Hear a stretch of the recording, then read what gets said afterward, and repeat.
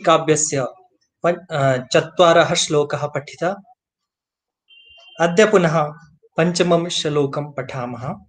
अद्य भवतां पार्श्वे अयं श्लोकः दृश्यते। एतस्य एकवारम् उच्चारणं कुर्मः। अत्रापि वंशस्थछन्दः वर्तते। प्रत्येकस्मिन् पादे 12 वर्णाः भवन्ति। तर्हि दधानमम्बो रुहकेसरद्युतिः जटाशरच्चन्द्रमरीचिरोचिषम् विपाकपिङ्गास्तु हिनस्थलीरुहो धराधरेन्द्रं व्रतति ततिरिव। एक बारं पुनः श्रूयन्ताम्। दधानमम्बो रुहकेसरद्युतिः जटाशरच्चन्द्रमरीचिरोचिषम् विपाकपिङ्गास्तु हिनस्थलीरुहो धराधरेन्द्रं व्रतति ततिरिव। एक बारं सामान्येन अस्य श्लोकस्य भावम् अवगच्छामः। अनन्तरं च अन्वयं प्रत्येकं शब्दस्य अर्थं च अवगमिष्यामः। अस्य सामान्यः अर्थः भवति धराधरेन्द्रम् इव भगवान श्री कृष्ण नारदम अपश्यत।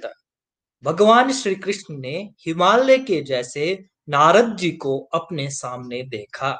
इतनी सी बात को बहुत ही घुमाकर यहाँ पर कहा है। तो उसको समझने के लिए सबसे पहले हमें इसके अन्वय करना होगा, या सबसे पहले शब्दों का विच्छेद, शब्दों को तोड़ना होगा। तो सबसे पहले शब्दों को अलग अलग करने का प्रयास करते हैं, बाद में उसका अन्वय करेंगे और बाद में अन्वय से एक इसका जो सही अर्थ निकलता है उसको निकालेंगे। तो सबसे पहले हम शब्दों का भी छेद कर रहे हैं, अभी अन्वय नहीं कर रहे, सिर्फ शब्दों को तोड़ रहे हैं। तो सब सर्वादौ शब्दः वर्तते दधानम, तो इसको हम अलग कर रहे हैं। देखिए, सबसे पहले हमने लिखा दधानम, पहला शब्द ये है।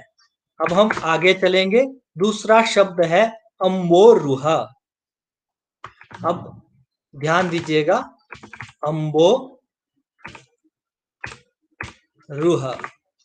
ये जो शब्द है ये दूसरा शब्द है। इसके बाद जो आगे शब्द है केसर द्युतिः। अब हम इसको भी लिख रहे हैं केसर, ये हमारा दूसरा शब्द है। ये तीसरा शब्द हो गया। उसके बाद आगे जो शब्द आया है जटाह, तो अब हम ये भी लिख रहे हैं इस प्रकार से। अभी तक हमने इनका विच्छेद किया। उसके बाद शरद जमा चंद्रः, यहाँ पर समास है इसलिए इसको अलग अलग नहीं करेंगे, बीच में हाइफन दे देंगे, शरद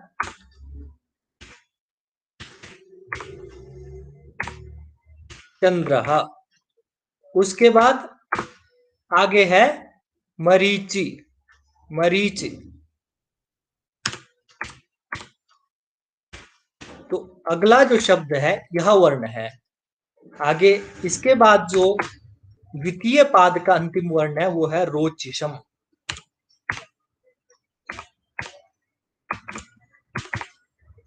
इस प्रकार से 2 पादों में इतने शब्द आए हैं। एक बार देखिए, दधानम अम्बोरुह केसर द्युतिः जटाः शरच्चन्द्रः मरीचि रोचिषम। इसके बाद तृतीय पाद में आ जाइए। तो उसमें जब हम समास को तोड़ते हैं, वैसे विपाक शब्द है तो यहाँ पर विपाकेन इस तरह से हो जाएगा, विपाकेन। उसके बाद अगला जो शब्द है वो है पिंगाह। तो अब हम इस शब्द को भी लिखेंगे पिंगाह। उसके बाद आगे देखिए, उसके बाद स्तुहीन स्थली, तो इसमें हो जाएगा सप्तमी विभक्ति एक वचन आ जाएगा, स्तुहीन स्थल्याम ऐसा हो जाएगा, स्तुही स्थल्याम ऐसा हम करेंगे। तो उसके बाद आगे देखिए रूह ऐसा शब्द है, रूह। वैसे तो रूहो लिखा है क्योंकि वहां पर संधि के कारण विसर्ग को उत्व होकर ओकार हो जाता है। अभी हम अलग करके लिख रहे इसलिए रूह ऐसा लिखा। उसके बाद जो अग्रिम शब्द है धराधरेंद्रम, तो इसको हम पूरा लिखेंगे धरा धरें धराधरेंद्रम ऐसा। और उसके बाद अंतिम जो वर्ण है व्रतति तति और अंत में है इव। तो देखिएगा व्रतति तति ये जुड़ा हुआ है, इसमें विसर्ग लगाएंगे व्रतति तति ही, उसके बाद इव, इव अंत में बच जाएगा। तो अभी तक हमने केवल इसका संधि विच्छेद किया, अन्वय नहीं किया है। तो अभी दधानम शब्द का जो अर्थ होता है उसका अर्थ होता है धारण किया हिंदी भाषा में। अम्बोरुह इस शब्द का अर्थ होता है कमल। केसर द्युति ही जो शब्द है, केसर पराग होता है, कमल का जो पराग होता है, द्युति ही उसकी जो चमक होती है। जटाह जो जटाह शब्द आया है बहुवचन में है, तो वो जटा होती है जो नारद जी की जटाएं हैं उसके लिए कहा। शरद चंद्र शरद ऋतु का जो चांद होता है उसके लिए शरद चंद्र ऐसा कहा। तो शरद ऋतु के चांद की मरीचि कहते हैं, उसकी जो किरणें हैं उसको मरीचि, रश्मि, किरण आप कुछ भी कह सकते हैं। रोचिशम कहते हैं उसके किरण की जो धवल चमक होती है। रोचिशम का यहाँ पर अर्थ धवल, धवल का अर्थ सफेद भी ले सकते हैं, सफेद रंग की, या उसकी चमक या कांति आप कुछ भी ले सकते हैं। विपाकेन का अर्थ है पक जाने पर, पक गए हैं। पकने अर्थ में विपाक शब्द का प्रयोग हुआ है। पिंगाहा, पिंगा पिंगल वर्ण के लिए आया है कि स्थूइन स्थल्याम, ये जो स्थूइन स्थल्याम है तुषार भूमौ, ये कहेंगे आप बर्फीली जमीन पर। रूहा रोहंती या उत्पतंती, उत्पन्न होती है। व्रतति तति, व्रतति कहते हैं लता को, और उसकी जो तति पंक्ति समूह आप कुछ भी ले सकते हैं। धराधरेंद्रम इव, धराधरेंद्रम इव हिमालय के जैसे देखा। तो अभी ये परेशान कर रहा है। अभी हमने एक एक शब्द को समझा किंतु उसके बाद भी अर्थ हमारी समझ में नहीं आया। तो अब हम इससे हम एक अर्थ निकालने का प्रयास करेंगे। अब हम इसके एक बार अन्वय लिखने का प्रयास करेंगे। अन्वय लिख लेने के बाद तो हम कहां से किस तरह से अन्वय निकाल सकते हैं, तो उसको मैं थोड़ा करने जा रहा हूं। सबसे पहले हम लेंगे अम्बोरुह केसर द्युति ही। कौन सा शब्द हमने सबसे पहले लिया? सबसे पहले हमने लिया अम्बो रुह केसर द्युति ही। सबसे पहले हमने ये शब्द लिया जो ऊपर श्लोक में देखिए, दधानम को अलग कर दीजिए। हमने अम्बो रुह केसर द्युति ही, आगे हमने क्या किया? जटाह दधान, जटाह दधानम। तो हमने क्या किया? सबसे पहले जटाह दधानम, ये हमने पहले पाद का एक अर्थ निकाल दिया कि भाई अम्बो रुह केसर द्युति ही जटाह दधानम। कहा दधानम? जटाह दधानम, जटा को धारण किया। किसने धारण किया? नारद जी ने। मतलब जो नारद जी की जटाएं थी, जो नारद जी की जटाएं थी वो किसके जैसे थे? बोले अम्बरुह, अम्बोरुह, अम्बोरुह इत्युक्ते कमल के केसर की जो चमक होती है, जो पराग होती है, पराग की चमक के जैसे, या अमल कमल केसर, कमल केसर के रंग के जैसी, जिस प्रकार के कमल के केसर का रंग होता है उस रंग के जैसे नारद जी ने जटाओं को धारण कर रखा था, या नारद जी के जटाओं का जो रंग था वो कमल केसर के जैसे था। अब हम इसका हिंदी अर्थ यहीं ब्रैकेट में लिख रहे हैं। तो क्या हमने क्या समझा अभी इस पंक्ति से कि कमल केसर के समान जटाओं को धारण किया। तो हमने जटाओं को धारण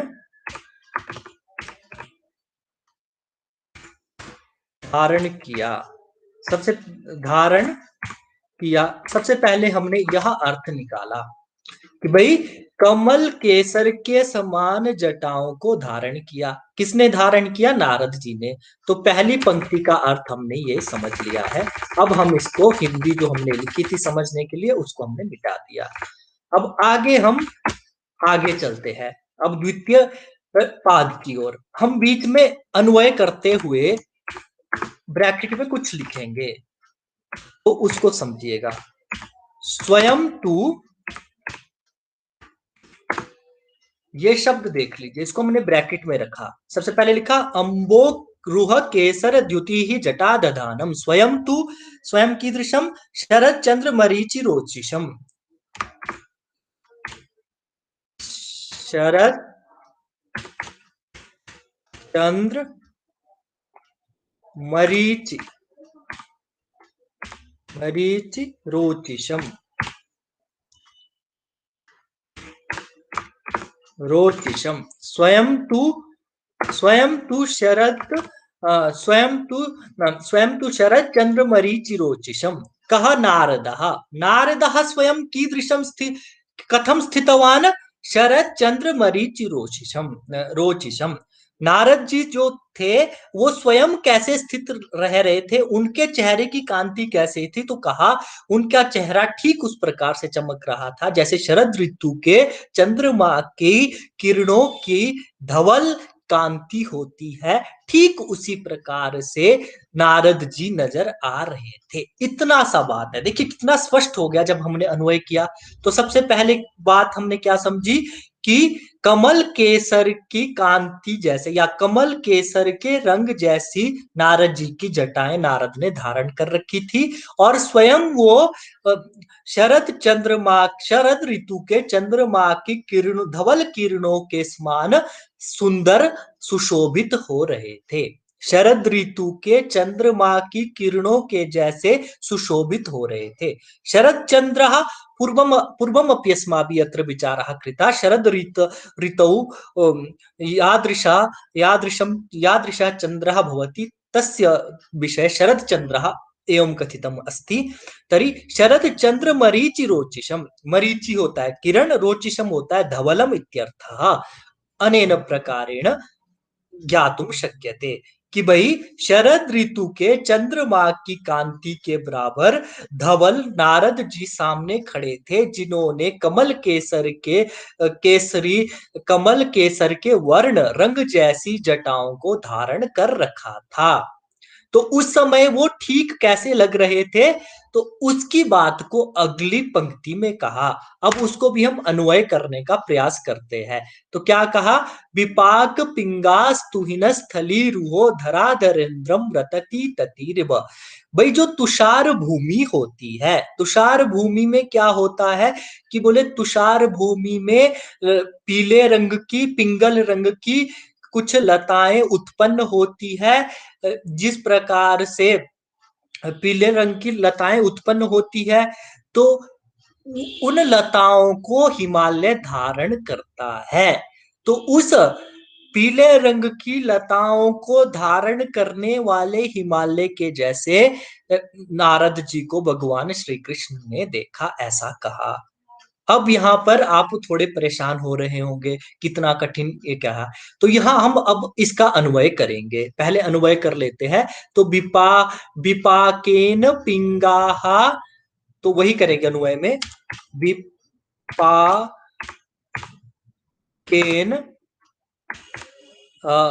इसको हमने लिखा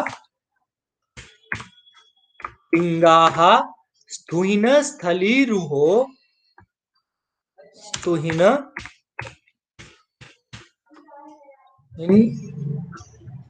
स्थलीरुहो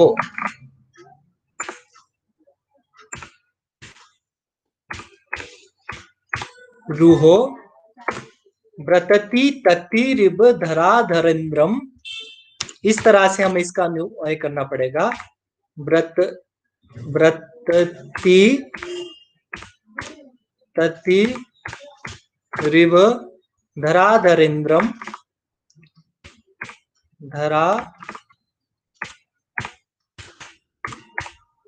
धराधरेन्द्रम अपश्यत। अपश्यत हम अपनी ओर से जोड़ रहे हैं। अपश्यत, समझने के लिए, अर्थावबोध के लिए। तो इसमें हमने क्या किया, आप आप यहाँ पर अगर आपको स्पष्ट से ठीक से नजर ना आ रहा हो तो देखिए। तो हमने इसका जो अन्वय किया, क्या किया कि भाई विपाकेन पिंगाः स्थूइन स्थली रूहो व्रतति ततिरिव धरा धरेन्द्रम अपश्यत। कहा अपश्यत, श्री कृष्ण अपश्यत।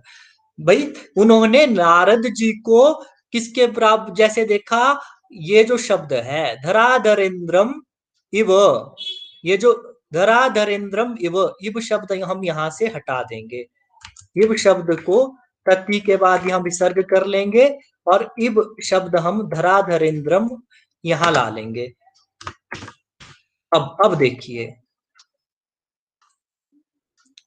अब अगर आप इस शब्द को देखेंगे तो आपको बोध होगा, क्या बोध होगा कि भगवान श्री कृष्ण नारदम धराधरेन्द्रमिव अपश्यत। उन्होंने, भगवान श्री कृष्ण ने नारद जी को किसके समान देखा, हिमालय के समान। ये जो धराधरेन्द्रम शब्द आया है इसका अर्थ है हिमालय के जैसे देखा। कैसा हिमालय, जिस हिमालय पर पक गई है, विपाकेन पक गई है, पिंगा पिंगल वर्ण की व्रतती लताएं। ये जो स्थली, स्तुहीन स्थली, स्तुहीन स्थली का मतलब है बर्फीली भूमि में। रूह जो आया यहाँ पर रूह का अर्थ है उत्पन्न होती है। किस तरह की, तुषार भूमि में पिंगल वर्ण की जो लताएं उत्पन्न होती है, उन लताओं को धारण करने वाले हिमालय के जैसे भगवान श्री कृष्ण ने किसको देखा, भगवान श्री कृष्ण ने नारद जी को देखा। तर्यस्माभिः किम अवगतम, सर्वादौ अस्मिन् श्लोके अस्माभिः पठितम कि अम्बोरुह केसर द्युतिः जटाः दधानम। नारदः अम्बोरुह केसर द्युतिः जटाः दधानम। नारदस्य जटाः कीदृशाः आसन, अम्बो केसर द्युतिः, जैसे कि कमल केसर का रंग होता है, ठीक उसी रंग की नारद जी की जटाएं थी। पहले पाद में हमने यह समझा। तो दूसरे पाद में हम ने यह समझा कि जो नारद जी थे वो स्वयं कैसे लग रहे थे, शरद ऋतु के चंद्रमा की जो किरणें, धवल रंग की सफेद किरणें जो सबको मंत्र मुग्ध कर देती है, ठीक उसी प्रकार से जो नारद जी थे उनकी आकृति मंत्र मुग्ध कर रही थी। उनकी जो, वो क्या कहते हैं, जटाएं थी वो किस तरह की थी, वो भी पीले रंग की थी। और हिमालय पर उगने वाली जो लताओं का समूह होता है वो भी मतलब पिंगल वर्ण की होती है। तो यहाँ पर देखिए उन्होंने, माघ ने क्या समानता देखी है। जिस प्रकार से नारद जी को अगर हिमालय माना जाए तो उनके सिर पर जो है जटाएं हैं, जिस कलर की, जिस वर्ण की, उसी वर्ण की लताएं हिमालय पर कहते हैं कि बर्फीली जगह पर उत्पन्न होती हैं, उसी प्रकार की लताएं। तो उन लताओं से, और उन लताओं, वो जो लताएं हिमालय में उत्पन्न होती है जिस रंग की, उसी रंग की जटाएं नारद जी के सिर पर है। इसलिए लताओं का और जटाओं का आपस में संबंध है, वो दोनों एक जैसी लग रही है। उन जटाओं को देखकर नारद जी, भगवान श्री कृष्ण को ऐसा लगा जैसे साक्षात हिमालय उनके सामने खड़ा हुआ है। उनको ऐसा क्यों लगा कि हिमालय सामने खड़ा हुआ है, उनको ऐसा इसलिए लगा क्योंकि हिमालय पर भी पिंगल वर्ण की लताएं निकलती है जिनको हिमालय धारण करता है। उसी प्रकार नारद जी के सिर पर भी जटाएं निकली थी जो कि पिंगल वर्ण की ही थी। उन जटाओं को देखकर भगवान श्री कृष्ण को जो नारद मुनि थे वो किसके जैसे दिखे, उनको वो हिमालय के जैसे नजर आए। इतना इस श्लोक का अर्थ है। मुझे लगता है आपको यह समझ आ ही गया होगा। अब हम जो है मल्लीनाथ की टीका को भी एक बार देखेंगे, जिस पर हम प्रतिदिन दृष्टिपात करते हैं। तो उसमें सबसे पहला जो शब्द आया है, अब इसको समझिए, दधानम इति पुनः कीदृशम। तो वो कह रहे हैं अम्बोरुह केसर द्युति ही। अब उन्होंने इस शब्द का, जो ये शब्द अब मैं आपके सामने दिखाने जा रहा हूं, मैंने इसको बोल्ड कर दिया है। अब इस शब्द को देखिए आप, इसमें लिखा है अम्बोरुह केसर द्युति ही। अब इस शब्द का मल्लीनाथ जी ने क्या अर्थ लिखा है, वो लिखते हैं पद्म किंजलक प्रभा पिशंगिरित्यर्थः। अब हम केवल इसी को रखेंगे। अब मल्लीनाथ जी ने इस शब्द का क्या अर्थ लिखा है, अब इस शब्द का अर्थ देखिए क्या लिखा है। अब हम इस शब्द को यहां से कॉपी करके आपको नीचे दिखा, यहां पर इसको, यहां से हम इस शब्द को अम्बो रुहा केसर द्युति ही, इस शब्द को हमने यहां से कॉपी करके अब हम इसको यहां से इधर ला रहे हैं। हमने इसको यहां पर पेस्ट कर दिया, अमोरुह केसर द्युति। अब इस शब्द को हम जो है, इसका मल्लीनाथ जी ने क्या अर्थ लिखा है, मैं आपके सामने उस अर्थ को रख रहा हूं। मल्लीनाथ जी ने क्या लिखा, उन्होंने लिखा इस तरह से, पद्म किंजलक, मैं लिख रहा हूं, आप ध्यान दीजिएगा, पद्म किंजलक प्रभा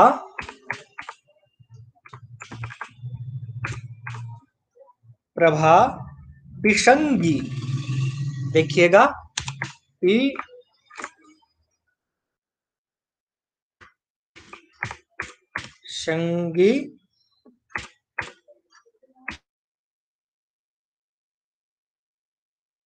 हाँ। मल्लीनाथ जी ने इस शब्द का यह अर्थ निकाला। इसमें सबसे पहला जो शब्द है अम्बोरुह, इसके लिए पद्म किंजलक ऐसा लिखा। अम्बोरुह, अम्बोरुह के लिए पद्म लिखा, केसर, केसर के लिए किंजलक ये लिखा, और द्युति के लिए प्रभा लिखा, पिशंगिर इत्यर्था। इस प्रकार से मल्लीनाथ जी ने संस्कृत में इसका अर्थ किया, और हिंदी में इसका, इस शब्द का अर्थ हो जाएगा कमल केसर के जैसे। स्पष्ट हो गया। अब हम इसके नीचे आएंगे। इसके नीचे उन्होंने लिखा जटादधानम, जटादधानम, इसको सीधा लिया, ये जो है। उसके बाद क्या लिखा उन्होंने, जटाह दधानम। इसको तो आप समझ ही गए, इसलिए यहां पर मैं इसको नहीं लिख रहा हूं। तो उसके बाद लिखा शरद चंद्र मरीचिरिब। उन्होंने जो लिखा उस पंक्ति को मैं यहां लिख रहा हूं, जो मल्लीनाथ जी ने लिखा। उसके बाद मल्लीनाथ जी आगे इस तरह से लिखते हैं, शरद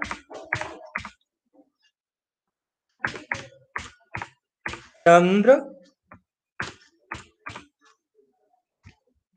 मरीचि रिव रोचिर यस्य तम, रोचिर यस्य तम। देखिए कितना सरल इससे अर्थ हो गया। उन्होंने लिखा शरद चंद्र की किरणों के समान जिसकी रोचि, बोले तो चमक, यस्य तम नारदम, तम जो शब्द यहां प्रयुक्त किया, तम नारदम अपश्यत। भाई शरद ऋतु के चंद्रमा की किरणों के समान जिसकी रोचि है, धवलता है, कांति है, चमक है, उस नारद मुनि को देखा। इसे स्पष्ट हो गया इस पंक्ति से, शरद चंद्र मरीचिरिव रोचिर यस्य तम, तो उस नारद मुनि को देखा। रोचि, रोचि शब्द के लिए फिर उन्होंने लिखा आगे धवलम इत्यर्थ। रोचि, रोचि ही जो शब्द आया उसके लिए लिखा धवलम इत्यर्थ। क्या लिखा उन्होंने, इस तरह से, धवलम मित्यर्थः, धवलम मित्यर्थः, ऐसे किया, धवलम इत्यर्थः। अब उसके बाद आगे क्या लिखते हैं वो भी मैं आपके सामने रख रहा हूं। उसके बाद आगे लिखा अत एव विपाकेन।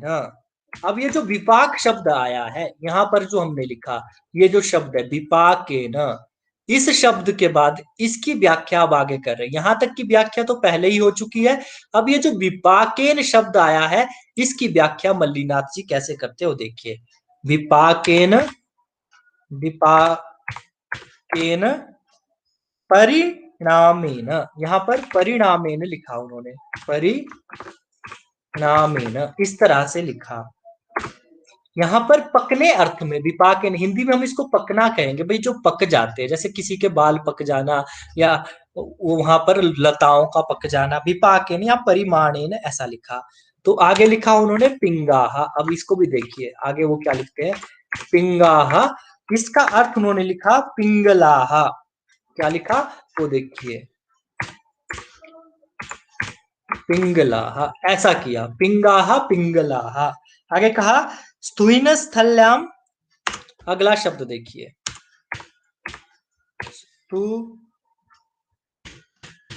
इन स्थल्याम, इसका अर्थ लिखा तुषार भूमौ, तुषार भूमौ ऐसे किया। तो उसके बाद रोहन्तीति तुहिन स्थली रुहा, आगे कितना स्पष्ट किया, रोहन्तीति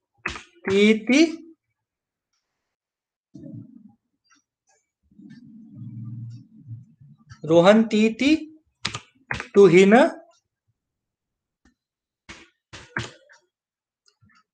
स्थली रुहा।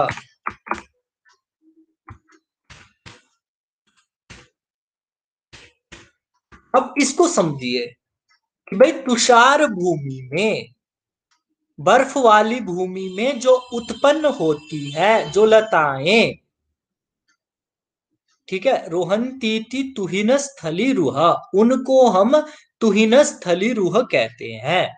तुषार भूमि में, बर्फ वाली भूमि में उत्पन्न होने वाली जो लताएं हैं उन लताओं को हम तुहिन स्थली रुह ऐसा कहते हैं। उन लताओं का नाम ही तुहिन स्थली रुह ऐसा कहा। तो उसके लिए हमारे यहाँ पर जो लिखा है पिंगाहा, ये जो पिंगाहा शब्द है यहाँ पर विसर्ग, विसर्ग को ही स हुआ है, इसलिए हम इस स को यहाँ से मिटा सकते हैं। यहाँ पर हम सीधा तुहिन ऐसा कर सकते हैं, ऊपर जो वो गलती से पिंगाहा, यहाँ पर विसर्ग को स हो गया था, तो ये तुहिन स्थली होता है, तुहिन स्थली रुह। तो इस शब्द को आप ऐसे देख सकते हैं। तो रोहन तिथि उत्पन्न होती है, तुहिन स्थली रुह उनको कहते हैं। तो व्रतति, तो अब आगे लिखा उन्होंने बल्ली तू व्रततिर लता, अमर कोश में आया है। ये जो व्रतति शब्द है, व्रतति को आपने लता कैसे लिया, तो अमर कोश में आया बल्ली तू व्रततिर लता। अमर कोश के अनुसार व्रतति का अर्थ लता होता है, तति ही का अर्थ पंक्ति होता है, और बाकी तो हमने इस श्लोक का अर्थ समझ ही लिया है। तो आज का ये जो अध्ययन हमने प्रयास किया कि ये जो है आज ये हमारा ब्लैक, जैसे ब्लैक बोर्ड कक्षा में प्रयोग किया जाता है उसी प्रकार से हमने तकनीकी का थोड़ा सा उपयोग करके इस श्लोक को थोड़ा सरल करने के लिए, इसके एक एक शब्द को समझने के लिए ऐसा कहा। तो एक बार मैं फिर से इस श्लोक का उच्चारण करूंगा और आज की कक्षा को यहीं समाप्त करेंगे। यदि आपको इससे संबंधित कोई भी संशय हो, कुछ भी पूछना हो, तो आप हमें कमेंट करके, मैसेज करके हमसे पूछ सकते हैं। इसके अतिरिक्त भी यदि कक्षा को और अधिक आकर्षक बनाने के लिए हमें जो भी करना पड़े हम करेंगे। तो एक बार मैं श्लोक का उच्चारण करूंगा और उसके बाद कक्षा को समाप्त करेंगे। दधान मम्बोरुह केसर द्युतिर जटा शरद चंद्र मरीचिरोचिषम विपाक पिंगास्तु हिनस्थली रुहो धराधरेन्द्रम व्रतति ततिर्व। तो यहाँ पर भी हमने गलती से इसको जो सा है उसको इधर ले लिया था, तो आपने तुहिन स्थली ऐसा लेना है। तो इस प्रकार से आज की कक्षा को हम यहीं समाप्त करेंगे। नमस्कार, धन्यवाद।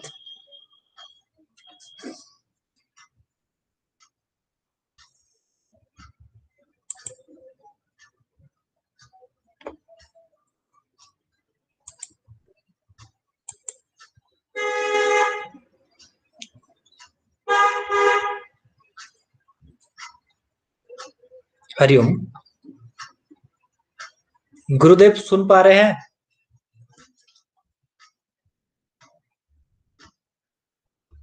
सुन पा रहे हैं? अभी एक निमिष कर रहे हैं।